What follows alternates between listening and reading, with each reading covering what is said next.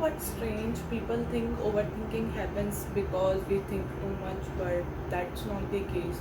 Overthinking happens because we ask ourselves the wrong questions, like what if I fail, what if they judge me, or what if I make a wrong decisions.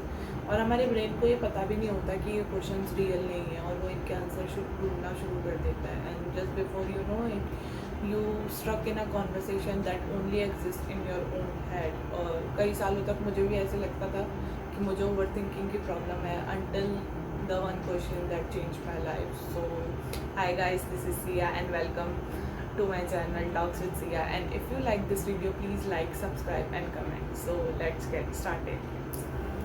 Imagine that you are standing at a crossroad और road के एक तरफ लिखा हुआ है you know startup business और दूसरी तरफ लिखा हुआ है wait until you are prepared. और आप वहाँ पे कई घंटों तक खड़े रहते हैं, इसलिए नहीं कि आपको पता नहीं है कि कौन सा रोड लेना है, इसलिए कि आप हर उस पॉसिबल आउटकम को प्रिडिक्ट करना चाहते हैं जो हो सकता है. और वही ओवर थिंकिंग है. मोस्ट ऑफ द टाइम हम अपने आप को ये कहते हैं कि we are being careful, but that's not the case. We are just being afraid. हम इसलिए डर रहे हैं कि कहीं हम कोई फेल ना हो जाए या कहीं हम कोई गलत चॉइस ना यू नो ले लें और हम सोचते रह जाते हैं. We think and think. One day I came across a question. It sounded too simple, but it changed the way I look at every decision. The question was, what would I do if I trusted myself? You know, not what if I fail, not what if people laugh, not what is the right choice. It was what would I do if I trust myself, you know? Because here's the truth. Most of us don't have decision problem. We have trust problem. We don't trust ourselves enough that we can handle whatever happens next.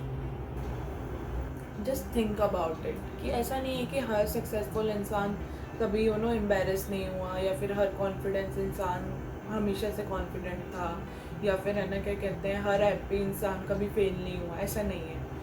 Difference ये है कि उन्होंने हमेशा right choice नहीं बनाई, उन्होंने गलत decisions भी लिए, बट वो अपने आप पे इतना ट्रस्ट करते थे कि जो भी उसके कॉन्सिक्वेंसेस थे वो उससे डील करने के लिए रेडी थे. अगर कोई गलत डिसीजन भी लिया तो उसके जो भी आउटकम्स होंगे वो उससे डील करने के लिए रेडी थे. इसलिए वो आज इतने कॉन्फिडेंट है, इसलिए वो आज इतने सक्सेसफुल है और इसलिए वो आज इतने हैप्पी है.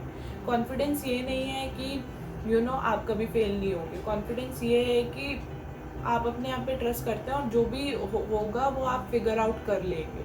जब आप अपने आप को ट्रस्ट करने लग जाते हैं तो जो फ्यूचर को प्रिडिक्ट करने की नीड होती है वो धीरे धीरे करके कम होने लग जाती है.